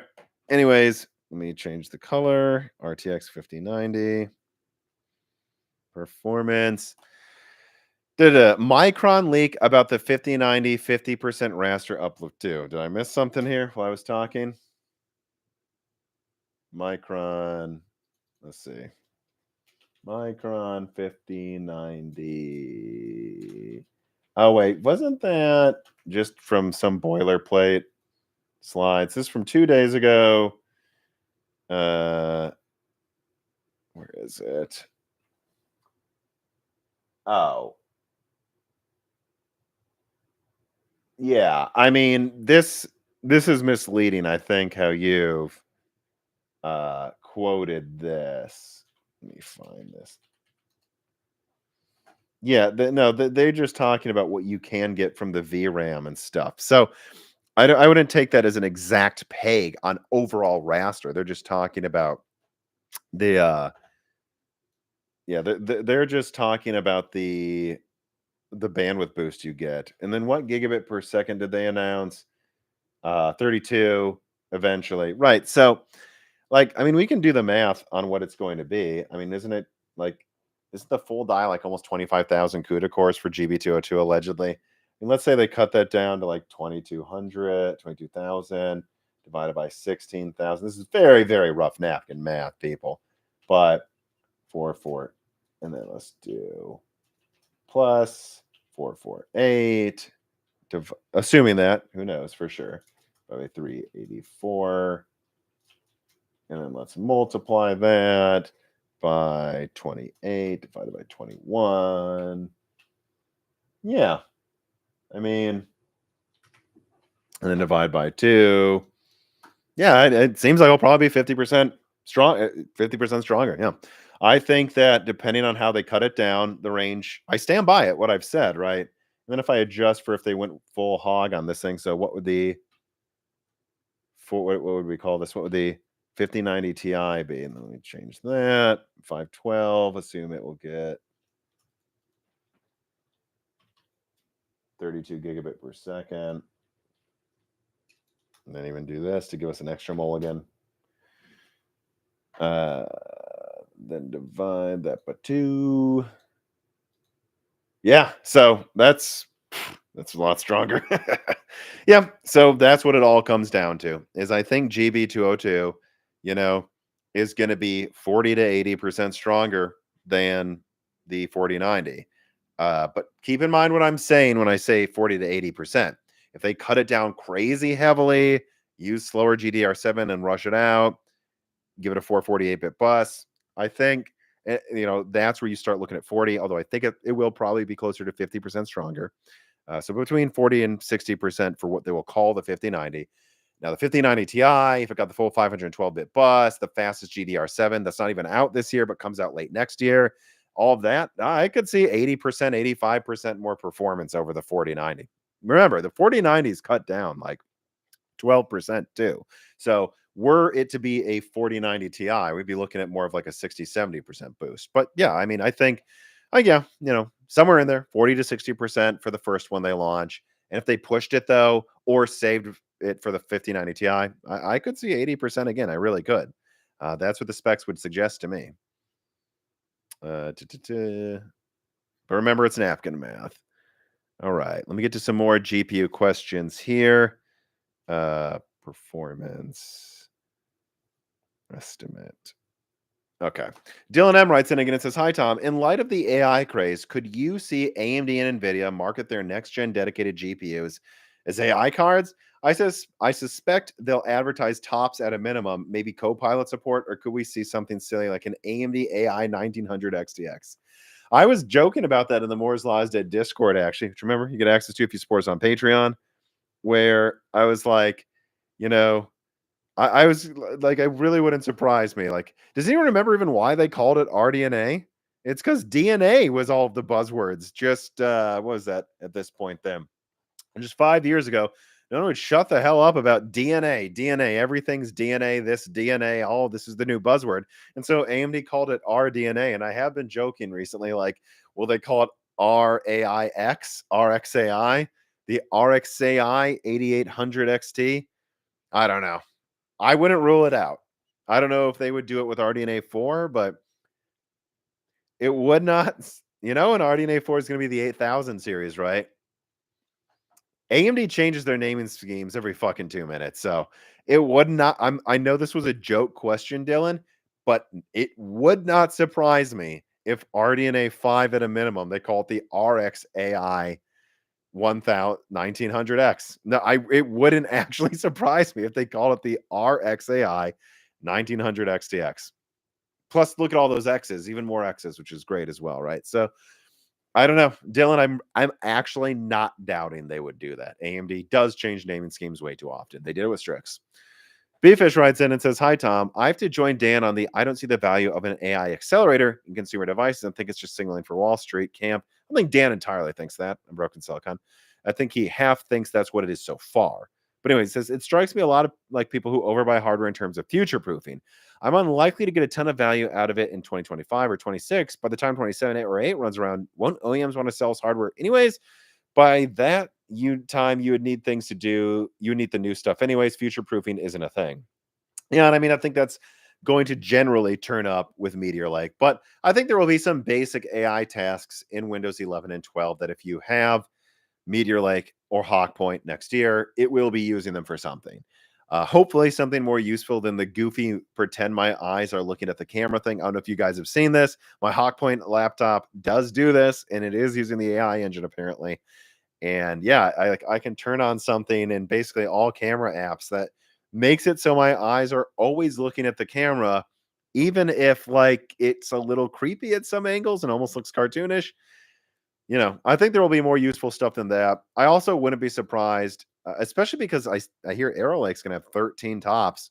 If Microsoft makes some sort of, I think they're doing the Copilot Plus thing with 40 tops right now because the X Elite is their baby and they want that to be a success.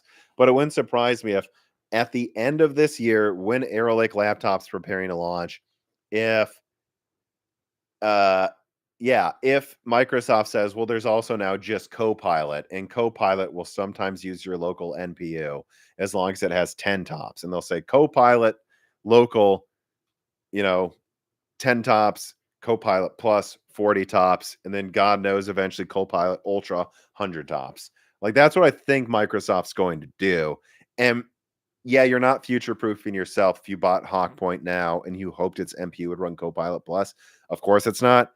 But I do actually think there will be things it will do okay, and it wouldn't surprise me if some people hacked it and they're like, "Hey, Copilot Plus locally."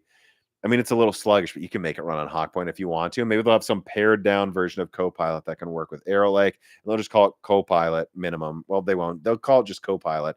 And then if you want Copilot Plus, you need 40 tops Copilot Premium. So there will be some degree of future proofing in it. And I actually do think there will be useful apps by next year. So I don't think it's entirely useless. Like, and I think a lot of these chips cost close enough. Like Dan has a Phoenix laptop, and last year I was looking at it, and it was like an extra. I think it was an extra $100 to go like $900 to $1,000 to get Phoenix instead of Rembrandt. And that doesn't just get you an AI engine, it also gets you a 25% faster CPU, 10% or so, 15% faster GPU. And then it also had more storage. So when you're looking at that type of a price difference, though, like obviously, if you want a $600 laptop, there's not going to be a lot of Hawk Point in it, probably.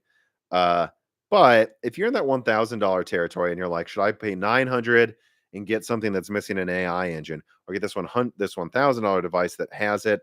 Get the $1,000 device, and also remember that $1,000 device probably also has a better CPU and some better specs as well. So I don't think this. You're not really future proofing, but why would you not pay that extra 10% to have that insurance? You're not paying an extra 500, but that's what I think about it, Bfish.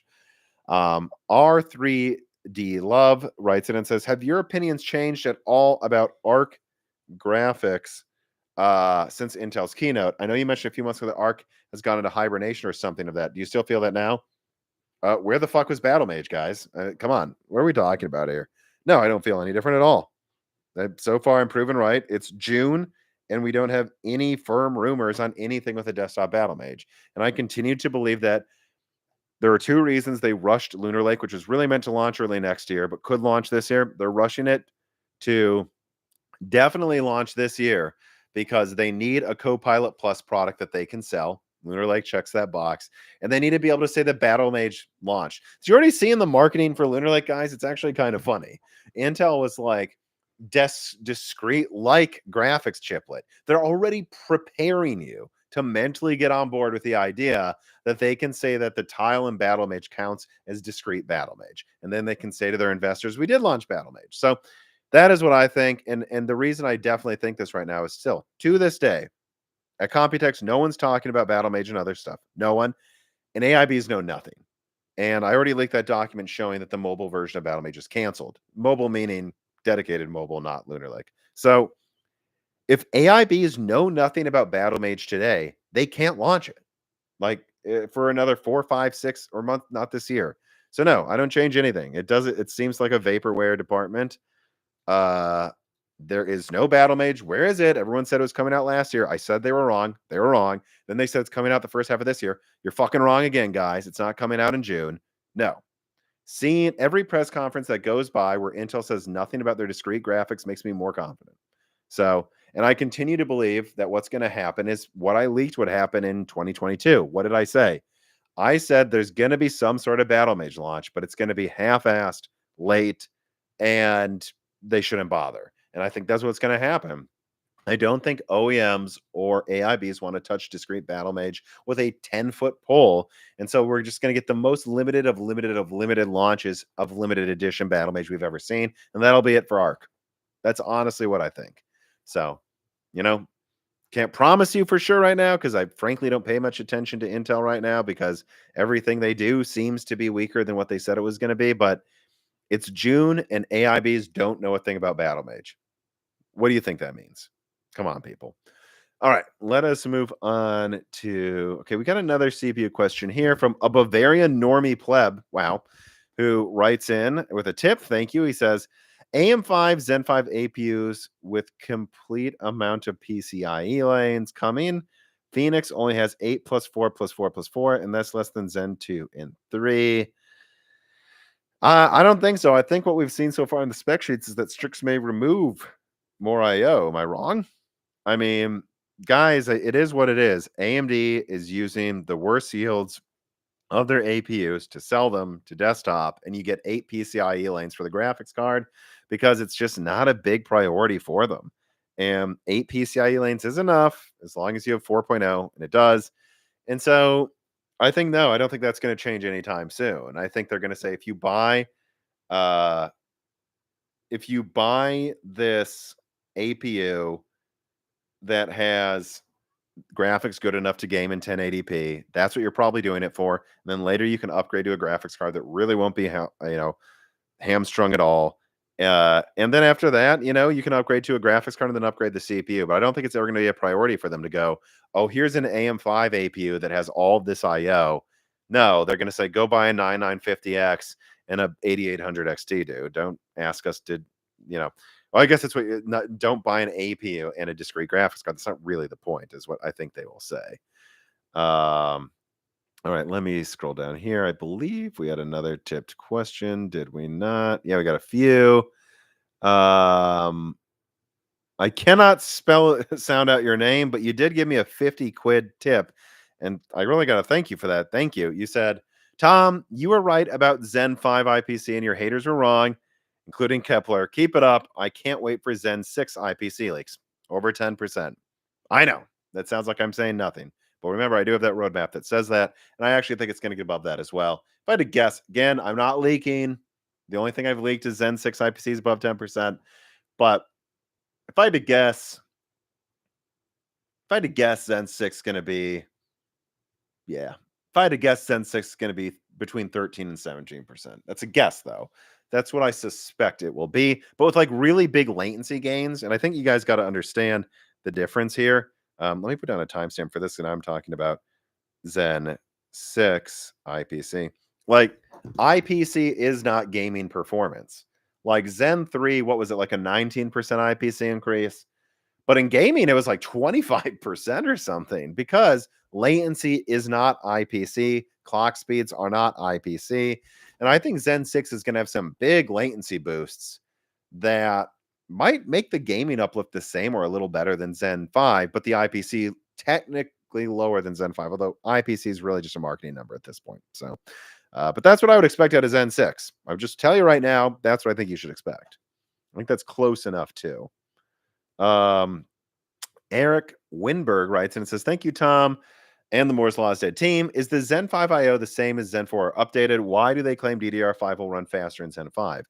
Well, first of all, I mean, Zen 3 and Zen 2 use the same IO die, and Zen 3 use faster RAM. And there's things you can do in the architecture to make the RAM able to run faster without changing the IO die. So first of all, let's call it that. They already did that before, so why you'd think they couldn't now, I don't know why. The other thing I would say is, you know, if they have updated it, they've barely updated it. And that's all I can really say. I don't, yeah, I'm trying to think. Yeah, if they've updated it, I think the rumors and even what I heard was there were two options. One was just using the same IO die.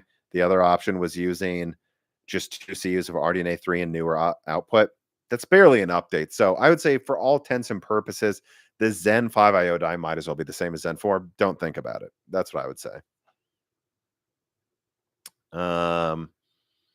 Naughty DJ Aftershock writes and it says, have you heard of AMD working on an interconnect switch akin to Envy switch?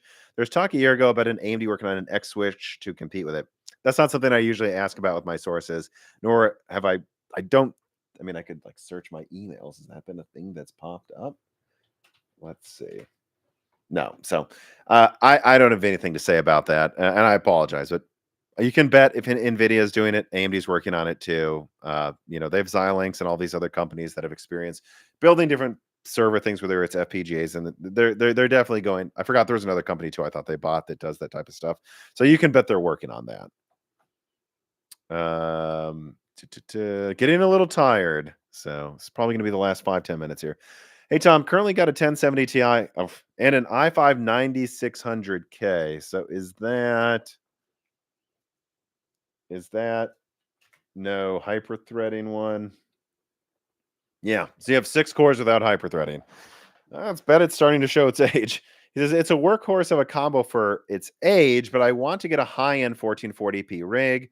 What would you suggest? Well, the first thing I would suggest, 1440p in 2024. The first thing I would suggest is that 1440p isn't really that high end anymore unless you're going to 360 hertz. Like I bring this up over and over. My girlfriend's 6600M runs Hogwarts Legacy in ultra at 17. She has a weird monitor resolution, like 1700p at 60 frames. Like the frame dips are to like 55 at most, stays in that FreeSync range. Even overclock the monitor to run at 62 hertz so that you can lock it at 60 without turning on VSync, and without any chances really of like the screen tearing happening. Um, yeah, I mean, come on, guys. Like 1440p isn't that high end anymore. So what I would say is just know that I know your current system probably was built for 1440p. Whatever you buy now is going to crush 1440p if you're only looking to go up to 144 hertz. Crush it. And I mean, look, if you want to do it on the cheap, get a 6800 and get a 7800 X3D. If you can go to a Micro Center, again, links in the description. This will all use this as a chance to plug the sponsor, but I'm doing it for legitimate reasons here. Well, I guess doing it for pay is legitimate, but I'm doing it also for altruistic reasons for you here. Well, that's probably not the right word either. Whatever. But it's hard for me to recommend any other CPU to someone who's a gamer besides the 7800 X3D when it's $320 at Micro Center. You get a $25 off discount code with the links in the description here. And it comes with 32 gigabytes of free RAM. Don't wait. Go do it right now. Go get a 7800 X3D at Micro Center right frickin' now for $295 after that discount. Get the RAM for free and just buy a frickin' motherboard, dude. I mean, you're going to be looking at performance that's, I mean, what even is it? And CPU performance is funny. So let me see. How much stronger? I don't even know. Okay. Like, where would I even chart it on there? Because like this 9600 isn't even showing up on charts anymore. Like I'm trying to estimate like what your performance in gaming would be, what the difference is. So there's an 11900K right there. So if we remove maybe 20% from that, I mean, yeah, you're looking at over double the single threading or gaming threading, shall we call it, because of the cache. It's not really single threading, gaming threading performance compared to your CPU. Yeah, over double, maybe almost triple. So, and it's after the discount, 295, and you get free RAM. Do it. 7800 X3D, full stop. That's my recommendation. You won't regret it. The V cache is going to make your system age well for 10 years or something. Just get the 7800 X3D. Now, when it comes to, let's see, how weak is the 1070 Ti by now? Let's see what we got here. So what, because like, what would be I usually consider 50% a large upgrade and doubling a mega upgrade. A 6800 is double the performance. Yeah, man. I mean, I'd say if you want to save money, get a 6800. Otherwise, I happen to know on Newegg right now, there are a bunch of open box 7800s that are certified by Newegg, though. And come on, or they may have sold out. They should have. They're quite a steal. Yeah, there's one. 450. Most of them are sold out. I would buy this now, actually, probably over the 6800 because it is like 30% stronger for like 30%, 40. Yeah, it's like 40, 50% stronger for that much more money. And it will age a bit better with ray tracing with RDNA 3. So, yeah, I see a Power Color Red Devil open box certified with free returns to Newegg for 450 right now. That's what I recommend. You just get that 7800 X3D from Micro Center. I guess I'll also, since they're sponsored especially, check that as well. Like, are these the same price on Micro Center? I'm guessing. The 6800 is a little more. RX 7800 XT.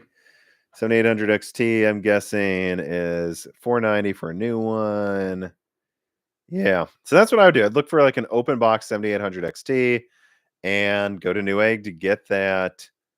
Yeah, go to Newegg to get that. Let me see if there's any better deal to get that open box 7800 XT. And yeah, I mean, go to Micro Center and get the 7800 X3D. Sorry, they almost have the same name. I just confused myself there while reading. I apologize. And look, you'll be looking at performance that in some scenarios is double, and other scenarios is just wildly, wildly higher. What is this here? Oh, okay. And then I have another question that I may have missed. Did I really miss a question? YouTube deletes that sometimes. All right. Let me write down another timestamp here. I really got to wrap this up soon, though. But it seems I may have missed a tipped question, so I better get to it here. From Spencer Walker 21 39 mark. Handhelds. Spencer Walker writes in, thank you for the tip, and says loose ends. Last year I saw the 15 Windows handhelds at Computex, and even Zotac is making a handheld now. Is there any news on a Z1 Extreme successor of any kind? I read that Hawkpoint finally matched Van Gogh at 10 watts. It beat it. I mean, Hawkpoint is a great handheld gaming APU right now. My suspicion would be is that there's something going on with like an 8-core 16 CU low voltage yield of Strix. No information about this. I've reached out to people. They haven't been able to confirm anything yet, but that is my suspicion. Because right now, AMD has only announced, think about this, everyone listen here. AMD has only announced a 12-core 16 CU and 10-core 12 CU Strix. I don't think there's a lot of bad yields. The yields on this node are insanely good. But with Kraken coming out with 8 cores and less CUs than Strix, I can't help but go, there's got to be some special bins of Strix. I would suggest that almost none of the Strix yields need to be disabled down to 8 cores and 8 CU. If you think about that, you're disabling it. It's probably just a bad die in general. But I wouldn't be surprised if there were some 8 and 10 core yields that still had 16 CUs working. And that is what I would think they might use for a handheld gaming APU, because you don't need more CPUs cores in a handheld than 8. Certainly not more than 10. So I bet there's an 8 and 10 core yield with 16 CUs, and I would be surprised if there wasn't a 10 core yield with 8 CUs as well that they would use as a budget gaming CPU to be paired with a dedicated graphics card. Like, the worst yields of the graphics portion of Strix, maybe they just cut it down to 8 CUs, but you still have 10 cores.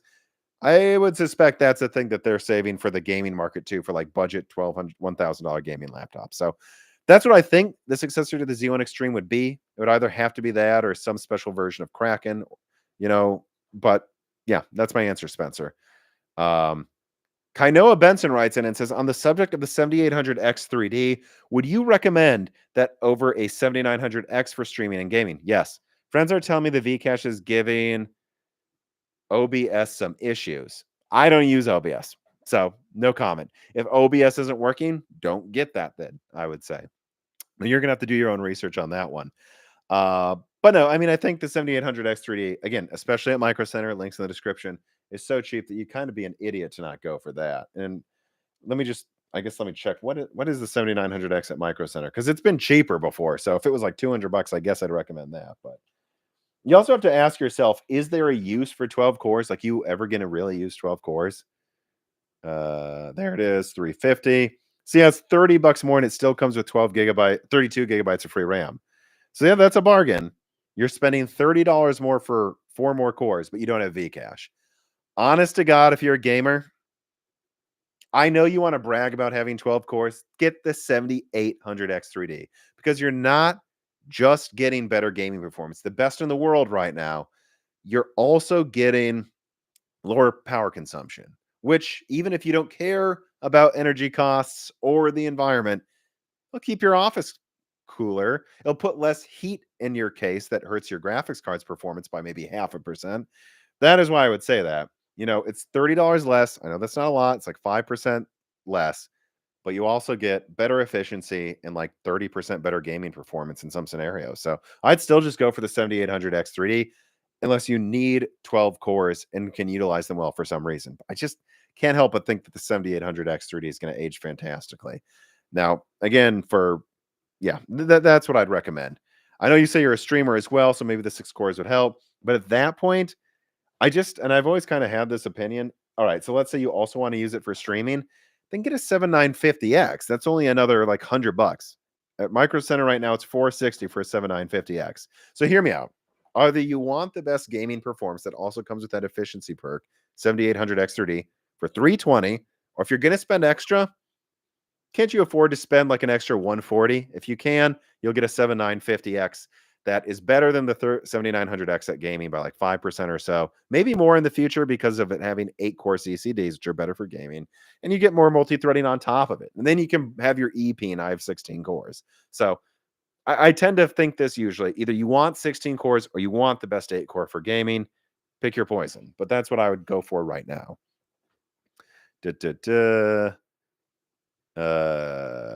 Okay, got that one. Namaste, Tom. Namaste to you. General thoughts on the 5090 from Magnus Red. Well, I've already find the timestamps after this comes out. I've already said everything I think about the 5090, basically. And then yeah, so that is all of those. All right, here's what we're going to. Oh, all right. So let me get to. I'm gonna have to run through the rest of these questions here too. But I guess I got one more tip I want to get to. It's 145 Navi 48, which I just did a huge spiel about. Nathan Gamble writes in and says, is there a possibility that AMD will release a Navi 48 SKU with 32 gigabytes clamshelled RAM so they can say they had the first 32 gigabyte graphics card? I think that, let me write this down as XT 32 gigabyte. I think it comes down to how well it performs. If top Navi 48, the best bins, if they can perform around a 7900 XTX and raster, even if they're 10% worse, but close, trading blows with the 7900 XTX and raster, but it's like double the ray tracing performance or something wildly better like that. And so they could go in an average, like on hardware and box, where like half the games are ray traced. You're getting actually 20% better than the 7900 XTX or something, but and heavily ray tracing, maybe not quite a 4080. Like if they can get the averages with half ray tracing, half not ray tracing games, they can get the 8800 XT to perform around at least a 7900 XTX or a little better. I think that's, especially if on average it's a little stronger than the XTX, that's where you do a 32 gigabyte to put a thumb in NVIDIA's eye, because especially if NVIDIA really does go 28 gigabytes for the 5090, I just think it'd be a huge marketing win to have a 32 gigabyte card for half the price of the 3090. I mean, 5090, call me crazy, right? Like if you have let's say you have like a $600 8800 XT, and then for $750 you can get the 79 or 8900 XT or something, and it comes with 32 gigabytes. Like that's going to be at least half the price of the 5090. Granted, the 5090 will be double the performance, but you could say, yeah, but we're half the price and have more RAM, dude. And for all those AI things, and there are some people that buy these cards with extra VRAM to use for some AI workloads. RDNA 4 is big enhancements for AI, just like we've seen with the PS5 Pro leaks. So, yeah, I think that's when they would do it. Is there a possibility? Absolutely. But I think it's that sort of a thing. It's for AI customers, and they overperform their projections. So this is a chance to kind of make it look like you still have an enthusiast card. And that would be good because, there are people who are loyal to Radeon. There's fanboys. And if all you have is a $500 or $600 offering, I think a lot of them are going to go, maybe I'll get the 5080 if it drops to 1,000. But if what you do is you have a 5080 for 1,000 or probably 1,200, let's be honest. If you have a 5080 16 gigabyte for 1,200, and let's say it's 30% stronger than the 8800 XT, but then you have a 32 gigabyte 8800 XT for 750, I think all the AMD enthusiasts that have 6900 XTs right now, or 6700 XTs, so on and so forth, like Navi 22 people, 5700 XT people, they're going to buy that. Like the people that bought a 6800 XT will buy an 8800 XT 32 gigabyte for 750 over the slightly stronger or even 30% stronger 5080, because they're going to go, I saved 400, $500 and I have double the RAM of a 5080. AMD's won me over. Yeah, they haven't made a high-end card really, but this is just barely high-end enough that I'm staying with AMD this year. Again, that's the scenario. Now, if the 8800 XT ends up performing like a 7900 GRE with XTX ray tracing, I don't know. I think then you just focus on making it 500 or less with 16 gigabytes and call it a day, most likely. But again, you have to think, like, if they have that ray tracing uplift and they do get close enough to be an enthusiast, 32 gigabytes would be a good play, I think, to keep some of your loyal high-end customers, because it really is more than enough performance at that point too for most people anyways. Um, Mark O. Glazer's out writes in, what is the best CPU for heavy Houdini flipping Unreal Chaos and Niagara Sims? The 14900K doesn't really interest me. Never had an AMD CPU. 7950X. Although for you, I wait for Zen 5. You are one of the people. Like, oh, so you're using this for non-gaming work? Wait for the 9950X. For sure, wait for the 9950X, Mark. You don't want to. I mean, the AVX uplift is absurd, and there's going to be a lot of programs that are programmed for that soon that you're going to want the newest for. And you don't really need the V cache. It's already enough gaming performance. I mean, honestly, since Zen 3X 3D, we've had more than enough gaming performance for most users. So wait for the 9950X. It'll be coming out in, 8 weeks, and it should deliver top tier performance at everything and a lot better application performance. So, all right.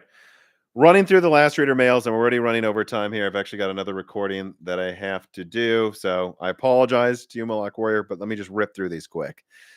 All right. Christopher Macias writes, and he says, do you think Nintendo views the Steam Deck? Let me start over. Do you think Nintendo views the Steam Deck and other handheld PCs as genuine competition? No, but they should. I do. I think Nintendo views the Steam Deck as light competition and something that they shouldn't discount as becoming a really big problem for them if they let it get out of hand. Having said that, I think that the PC gaming handheld market might be coming oversaturated at this point. Um, but yeah, so I think Nintendo thinks they're doing their own thing and sees them as competition, but doesn't see them as direct competition as like PlayStation would. But I think it would behoove them to take them seriously because the Switch 2 needs to feel at least somewhat premium when it comes out. Or a lot of people are going to ask why they shouldn't just wait for the Steam Deck too. Right? Soldier 789 writes, and wait, let me say this too. And I know a lot of people are going to go, well, you buy Nintendo for the Nintendo games. That's not entirely true. A lot of people do and eventually do. But if the Switch 2 is perceived to be premium and a better option than the Steam Deck for Nintendo loyalists, they're much more likely to buy it full price at launch day and buy more software. If the Switch 2 is viewed as a premium handheld the year it comes out, it will benefit Nintendo. It's not just about their Nintendo games. More people will buy third-party games on it. More people will buy it at launch, and they will be less afraid to game on it more often and spend more money for DLC. And then if it's viewed as just the next Switch, it's not really that premium. Nintendo loyalists will buy it, but my girlfriend isn't a Nintendo loyalist, really. She just thought the Switch 2 was fun and got it and likes it. If the Switch 2 isn't good, she has a PC. She doesn't need a Switch. Those are the type of people Nintendo needs to think about winning over. That's the difference between selling 150 million consoles and selling 75 million consoles. Yeah, 75 million is a lot, but 150 million is better. So you would hope they make it feel premium. And if they don't, well, then they're missing out here. Soldier 789 writes in and says, hi, Tom. Can you confirm if Nintendo will use 8 nanometer for the Switch 2? Or is there a possibility they'll port the chip to 5 nanometer or something? How would this change and affect in the price performance ratio for Nintendo, considering the node is now more mature and better yield rates? So Nintendo considered several nodes when they were designing the Switch 2 APU from people I talked to at Nvidia and at AMD, because AMD bid on it. But if they were going to use a smaller node, it was going to be with a smaller die for less energy. It wasn't going to be like, that they're going to just, right. Like if they, instead of using Samsung 8 nanometer, they used TSMC 5 nanometer, they weren't going to give it more CUDA cores, right? They were going to double the CUDA core count, even though density would dictate they could. No, what they were going to do is have the same CUDA core count, or actually maybe even less, to make the die size small enough that it makes up for using the more expensive node, and they're just going to have more energy savings. That's the reason they would do it. So is it possible Nintendo switched the Switch 2 to a newer node, like maybe some 7 nanometer Samsung, which I hear is working well? Yeah, I think it's plausible. This thing was supposed to fucking come out 2 years ago, guys. Like, people I know at Nvidia are like, where is it? There is a chance some decision was made. They designed it, it's done, and then higher ups at Nvidia and Nintendo said, well, if you're waiting this long, you might as well use this newer node. What will it mean? Probably 10% higher performance than they planned, but lower power yet again. And I do think they might do that too, because from what I heard, they wanted like fanless sub 5 watt power consumption on the go. They wanted it to feel cool, light, and have a very long battery life. So I could see them doing that. I don't know that they have, though. No one I know has confirmed that they have. Probably should ask about it, though, shouldn't I? Lucas Schleicher writes and says, what is the likelihood of Sony and Microsoft choosing ARM for their next generation consoles? Right here, buddy, 0%. Big Boss 69 writes in and says, do you think gamers would be when I say 0%, I mean PlayStation. Who knows what Microsoft's doing? They're a basket case right now. Big Boss 69 writes in and says, do you think gamers would be happy to pay 30% more per month for Game Pass if the service was distributed through Steam? Maybe. Honestly, like if it was $19.99 for Game Pass and it ran through Steam, yeah, I think they would. Especially if it gave you access to even more games in the Steam catalog.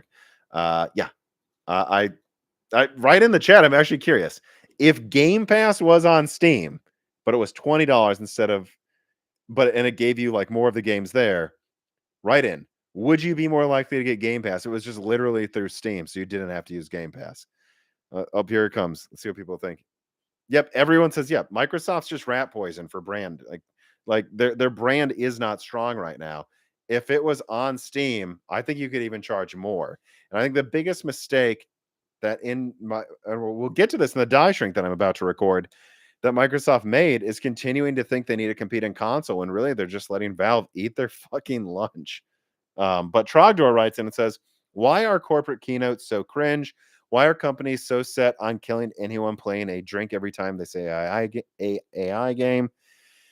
I don't know. You just have to remember, like, these aren't actors and actresses or online personalities. These are nerds who run a CPU company. So of course it's cringy. I think AMD's hit a good tone recently, where it's like the right amount of confidence and fun, and it's still all business. Like it's a PowerPoint, but it's a good PowerPoint.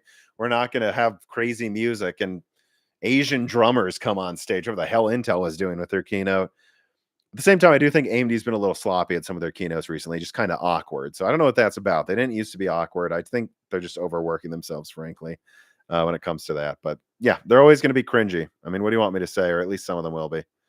Did anyone remember when Joel McHale used to host the Ubisoft E3 conferences? I mean, that was awkward heaven. And I like Joel McHale, so I just thought they were funny, but I don't know why he was the Ubisoft guy for a while because he just made fun of Ubisoft. But anyways, Clean Sweep writes in and says, have there been any new products revealed or shown off at Computex that have been positive surprises? Yeah, I mean, the die size of Zen 5 is a positive surprise, and the X Elite, that it really isn't big. Dave Schultz writes in and says, yo, Tom, something I've always been wondering is how do you remember the name of all those code names? Panther Lake, Strix Point, Blackwell. I mean, I think I am. I think I have an above average memory. Honestly, I've had people been telling me this recently. Like they're like, "Why do you remember the exact sentence I said 10 years ago?" And then I play it like, "No, you said this, and I know because it was about this." And they're like, "Oh, you're right. It just was." I think I do have a good memory. Having said that, though, this is my job. Like I am paid to do this, so it's my job.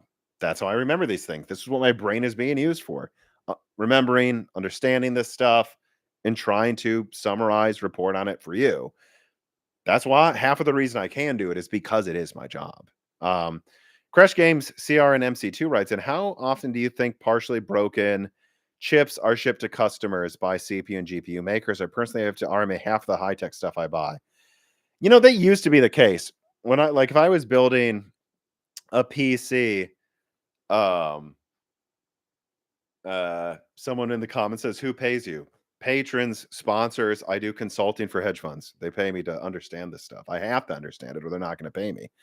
But he asked here, so about RMAs and reliability. If you were building, I remember that back in the Ivy Bridge days and stuff. I mean, I never had an Intel CPU not working. I received it or AMD, I guess. But yeah, half of the motherboards, power supplies, and RAM didn't work 15 years ago. Nowadays, that's not the case. I haven't had a single RAM kit not work. I tend to buy Corsair and Kingston and G-Skill, though, and I think they're higher rated in reliability. At least I've been told that by people. So maybe I'm just picking the right people. I don't know. And I tend to swear by Corsair power supplies. I've just noticed a high reliability rate, at least in my experience, you know. So I can say that I don't really have to RMA anything anymore, but 15 years ago I did. It happens, especially with cheaper tech products, but when it comes to building PCs right now, I've had pretty good luck. So I actually think quality's gone up substantially. Um, uh, Sir Darkness says, "Brother, the way you said go and get the AMD bundle from Micro Center made me buy it, even dragging my wife with me to pick it up tomorrow." Well, good for you. Guys, do not wait for Zen 5 if you want a mid-range build. Links in the description. $295 after that discount for a 7800X 3D. Comes with free RAM, and it's good RAM, 32 gigabytes of it.